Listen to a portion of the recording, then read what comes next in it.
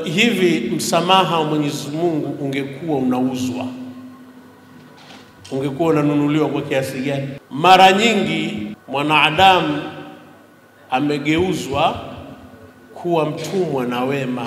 Hii aya tufahamisha kwamba hija ina tabia. Mkitangaza hija, watu watakuja, watu watakwenda hija kwa kutumia vipando vya namna mbalimbali, mpaka watu wengine wataamua kutembea kwa miguu. Kwa sisi tunaoishi nchi hizi za mbali na Maka, hapa yaatina min kulli dhamirin yaatina rijalan yaatuka rijalan wa ala kulli dhamirin, hapa yaatuka rijalan ni majazi kwa sisi, majazi ya kwamba watu watakuja katika hali, hata watu watakaoenda haji watakwenda katika hali hata ya unyonge akiwa kiasi gani. Mtu mnyonge pia muda wa kuwa atakuwa na hiyo istitaa iliyoelezwa na shekhe hapa, ana nia kweli ya kwenda haji, basi Mwenyezi Mungu atampeleka. Kwa hiyo jambo la kwanza nimeona nipongeze kwamba haji ikitangazwa kama hivi inavyofanyika, watu watakwenda haji. Kwa hiyo taasisi hii imefanya jambo kubwa na Mwenyezi Mungu awabarikie. La pili, katika kuungana na taasisi hii, sisi ambao ni wasemaji katika hadhara mbalimbali za dini, kila takachokisema tuwafahamishe watu kuhusiana na umuhimu wa haji, kwa sababu malengo makubwa ya mikusanyiko ya dini ninavyofahamu mimi, malengo makubwa ni mtu kujenga akhira yake. Sijui kama kuna malengo zaidi ya hayo, kuwa karibu mtu na Mola wake. Kwa katika harakati mbalimbali za kidini, mkusanyiko watu wawili, watatu, wanne, watano, watu waizungumze haji, watu wako mbali na jambo hili la haji. Mwenyezi Mungu abariki sana taasisi hii na aitie nguvu.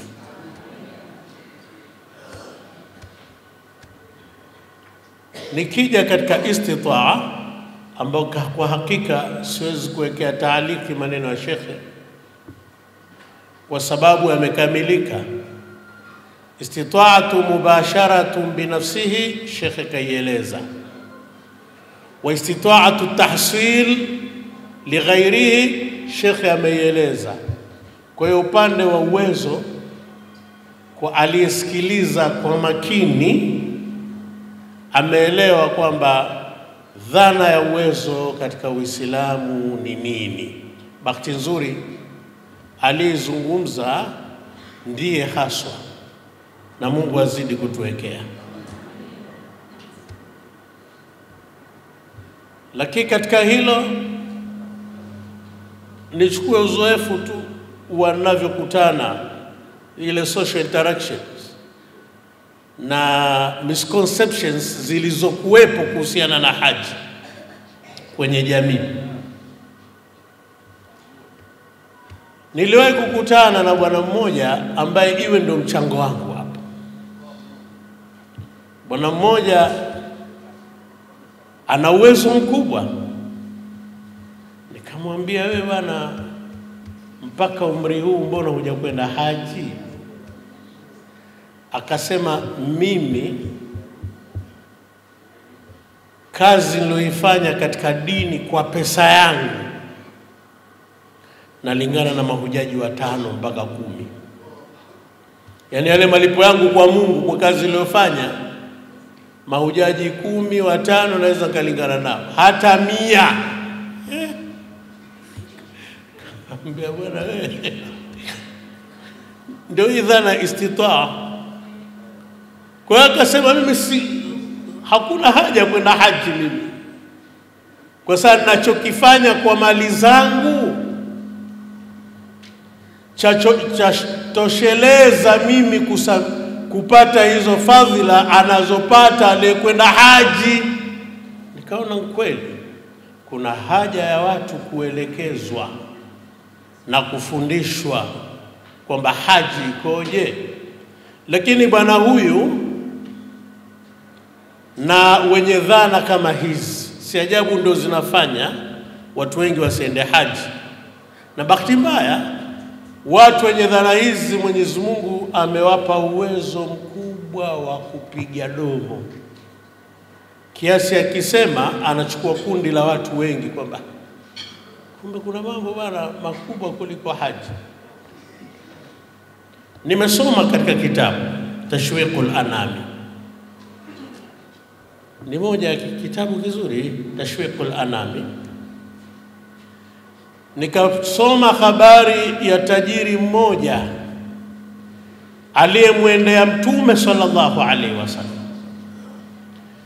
akamwambia Rasulullah, ewe Mtume wa Allah, niagize jambo ambalo mimi nitafanya kwa mali zangu,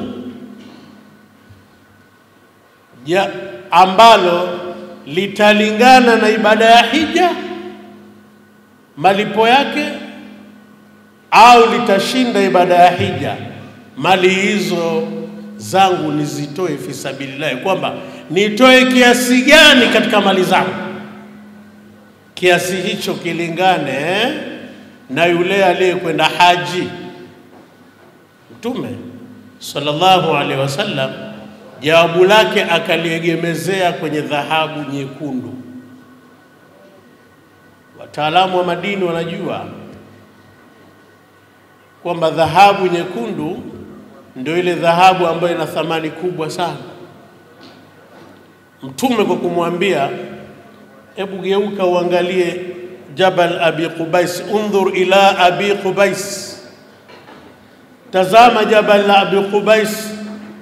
Alipotazama ule mlima ile Abi Qubais, akamwambia falau anna Aba Qubais laka dhahabatun hamra fa anfaqtahu fi sabilillah ma balagta bihi ma balagha alhajj. Kwamba lau ule mlima Qubais unauona wote ungegeuka kuwa ni dhahabu, alafu ukautoa fi sabilillah, wewe usingefikia fadhila na daraja anazopata mtu aliyekwenda haji. Nimenukuu tu katika Tashwiqul Anami kwamba kuna habari kama hiyo, kwamba mtu anayekwenda haji ana thamani iliyokuwa kubwa. Kwa istitaa, uwezo hapa utafsirike vizuri. La mwisho, tosheka na lile tukio lilotokea siku ya Arafa katika hijjatul wadaa ya Mtume sallallahu alaihi wasallam. Mtume alipomwagiza Bilali kwamba Bilali, wanyamazishe watu, ansitilia nasa, nyamazishie watu. Waliponyamaza maswahaba wote waliohudhuria na watu wote waliohudhuria haji pale, akamwambia, amenijia Jibrili hivi sasa, atani Jibrilu anifa, amenijia Jibrilu hivi sasa akaniambia Mola wako anakutolea salamu, kisha niwafikishieni nyinyi mliokuja haji taarifa hii kwamba Mwenyezi Mungu amewasamehe nyinyi nyote. Jambo ambalo lilimpa hamaki sana Saidina Umar bin al-Khattab. Saidina Umar akamuuliza Mtume, hili hadhi khasatun lana ya Rasulullah, hili ni kwa ajili yetu sisi tu ewe mtume wa Mungu. Saa antum wa man jaa ba'dakum ila yaum alqiyama, ni nyinyi na watakaokuja baada yenu mpaka siku ya kiyama. Ngoja nikuulize swali, mtu ambaye anayedai kwamba anatoa sana kiasi ya kwamba yale anayoyatoa yanalingana na hiyo ibada ya hija, malipo yake, nikuulize swali kwamba hivi msamaha wa Mwenyezi Mungu ungekuwa unauzwa, ungekuwa unanunuliwa kwa kiasi gani?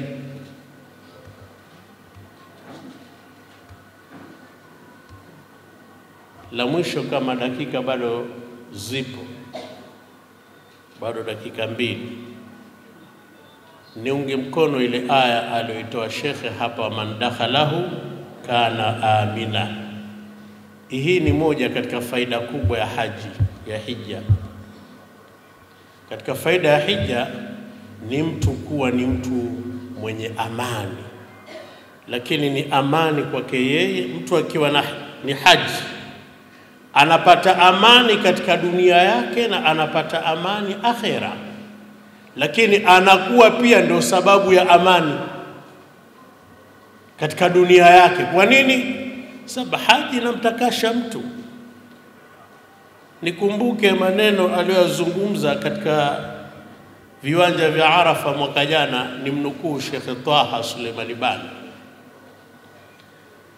Alizungumza, ikiwa umekwenda haji alafu bado uko vile vile kama ulivyokuwa kabla hujakwenda haji, hakuna mabadiliko yoyote ya kitabia, kuwa ni tabia nzuri katika kumwelekea Allah, asema ituhumu hija yako ina shida. Sasa waman dakhalahu kana amina, ina maana hija inamfanya mtu anakuwa yeye ndio amani, ni sababu ya amani, na pia watu wengine hunufaika na yeye kwa amani. Kwa nini? Hija inamfanya mtu kuwa mwema na kuwa ni mwenye kuwatendea watu wema.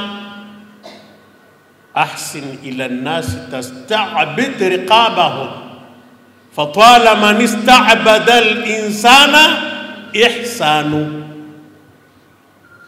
kwamba uwe mwema kwa watu, utatawala nyoyo zao, utazigeuza kuwa watumwa. Nyoyo za watu zitageuka kuwa ni mtumwa wako. Mara nyingi ni kwamba mwanadamu amegeuzwa kuwa mtumwa na wema. Kwa hiyo wanaokwenda haji watakuwa ni wafalme wa amani, na wale ambao wanaowatazama waliokuwa haji ni wafalme wa wema, na wanaowatazama watakuwa ni watumwa wa wema. Waman dakhalahu kana amina. Mwenyezi Mungu atuwafikie sana, azidi kubariki taasisi hii, na amjalie kila ambaye hajakwenda haji aende haji, na ambaye amekwenda Mwenyezi Mungu amjalie azidi kwenda na kwenda na kwenda, ili azidi kuitengeneza akhira yake. Nimepata hamu niongeze nukta moja tu. Ndugu zangu, nawakumbusha kwamba, nawakumbusha, kila mmoja anajua tutakufa. Au wenzangu nyinyi mvipi? Mimi ninavyojua tutakufa, na mimi najua nitakufa. Wewe mwenzangu, basi nikwambie shortcut ya kupata salama kaburini ni hija. Mwenyezi Mungu atuwafikishe, tujalie minal ladhina yastami'una alqawla fayattabi'una ahsana. Wassalamu alaykum wa rahmatullahi wa barakatuh.